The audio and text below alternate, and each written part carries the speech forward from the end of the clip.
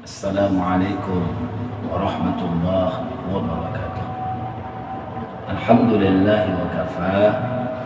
Wassalatu wassalamu ala khairil mustafa wa ala alihi wa sahbihi ahli sidqi wal wafa. Subhanaka la ilma lana illa ma 'allamtana innaka antal alimul hakim. Allahumma rizqna fahman nabiyyin wa hifdhal mursalin wa ilhamal malaikatil muqarrabin birahmatika ya arhamar rahimin. Saudara seiman, syafidah, pendengar yang dimuliakan Allah Subhanahu wa taala. Dalam sebuah hadis Rasulullah SAW yang mana diriwayatkan dari Imam An-Nasai, bahwasanya Rasulullah SAW pernah bersabda, "Qad atakum Ramadan, sungguh telah datang kepada kamu bulan Ramadan." Lalu Rasul melanjutkan daripada ungkapan beliau, Sayyidus Syuhur, Ramadan itu adalah penghulunya, pemimpinnya bulan-bulan. Famarhaban bihi, maka famarhaban bihi, sambutlah dia dengan ucapan marhaban atau dengan hati yang gembira akan kehadiran bulan Ramadan ini. Jadi oleh karena itu, maka ada pesan yang ingin kita sampaikan melalui hadis ini. Yang pertama, hendaklah kita kaum muslimin senang dengan kedatangan Ramadan ini, suka dengan kedatangan Ramadan ini, lapang hati kita menyambut bulan Ramadan ini. Maka bukan karena sesuatu daripada Ramadan ini yang kita harapkan, tetapi yang kita harapkan dari Ramadan ini tidak lain adalah, pertama, Allah Subhanahu wa ta'ala bukakan daripada pintu-pintu surganya, dan Allah tutup pintu neraka.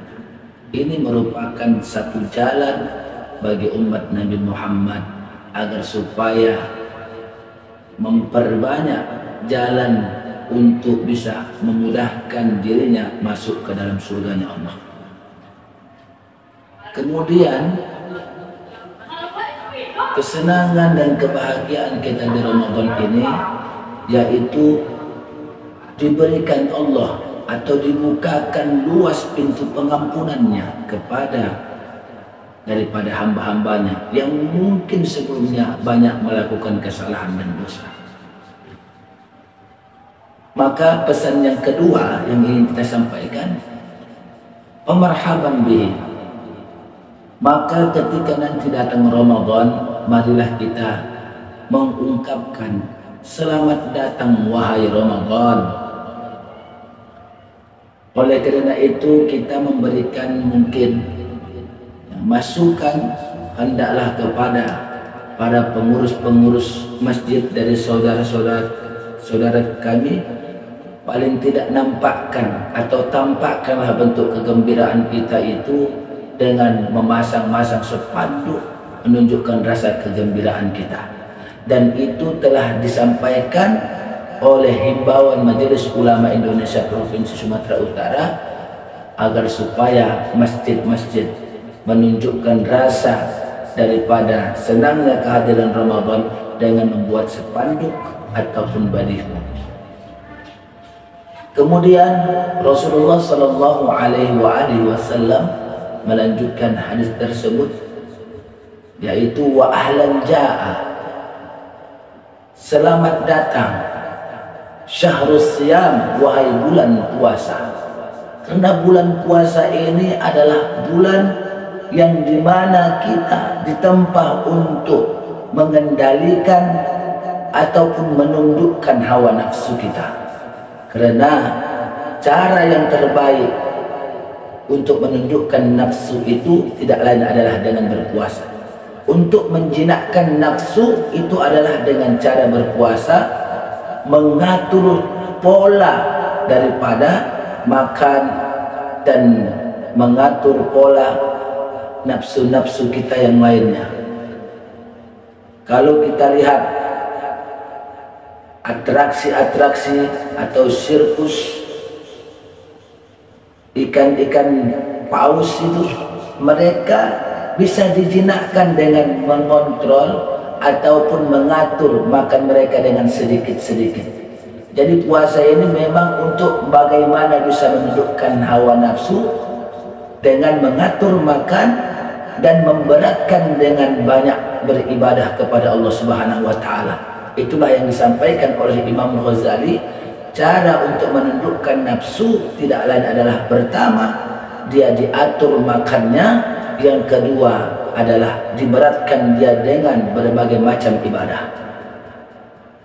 Kemudian pesan Rasulullah SAW, Sayyidus Syuhur bil barakat, karena di dalam bulan puasa itu banyak keberkatan.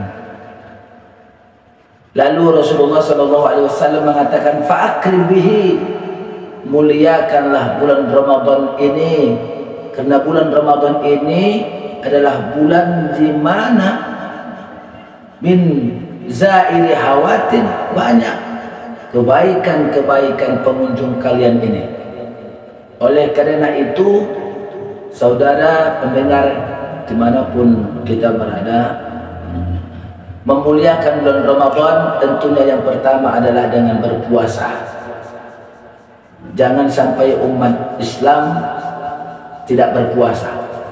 Dan juga kita menghimbau dari dakwah ini, hendaklah para orang-orang tua menyuruh anaknya berpuasa, melatih anaknya untuk berpuasa.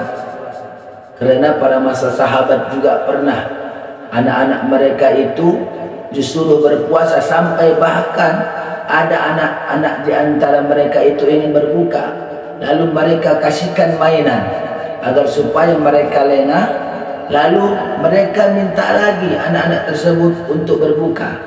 Akhirnya mereka juga tidak mengizinkan untuk berbuka, tetap mengkasihkan mainan. Ini menunjukkan bahwa begitulah daripada sejak masa-masa generasi salaf itu mereka lakukan untuk mengajari anak-anak mereka. Bahkan ungkapan Umar ibn al-Khattab dalam kitab Nailul Autar disebutkan, ada salah seorang di antara masyarakat ketika itu yang tidak berpuasa, bahkan minum khamar. Lalu bertemu dengan Umar ibn al-Khattab. Lalu apa kata Umar? Celaka kamu, celaka kamu. Kenapa dikatakan Umar? Karena dia tidak berpuasa. Apa beliau katakan lagi? Tidakkah kamu melihat dari anak-anak kami hari ini sedang berpuasa? Lalu akhirnya maka Umar pun mengambil tindakan tegas, dipanggil pas pampres atau algojo di kala itu, maka dihukumlah orang yang tidak berpuasa tadi, yang minum khamar tadi, dengan cambukan. Lalu setelah itu diasingkan, bukan diasingkan ke kota, tetapi diasingkan ke luar negeri. Artinya bahwasanya jikalau ada orang tua yang tak puasa, malu kita tanpa ada udzur syar'i. Maka kalau ada orang tak berpuasa, memang siogianya apa yang dilakukan oleh Umar itu perlu untuk disikapi, terutama bagi pemegang-pemegang kekuasaan, agar benar-benar menghormati bulan Ramadan dan juga menghormati orang-orang yang sedang berpuasa. Mudah-mudahan pesan-pesan ini bermanfaat bagi pendengar semua, agar kiranya kita bisa mematuhi daripada apa yang disabdakan oleh baginda Rasul dan memuliakan bulan suci Ramadan. Terima kasih. Assalamualaikum warahmatullahi wabarakatuh.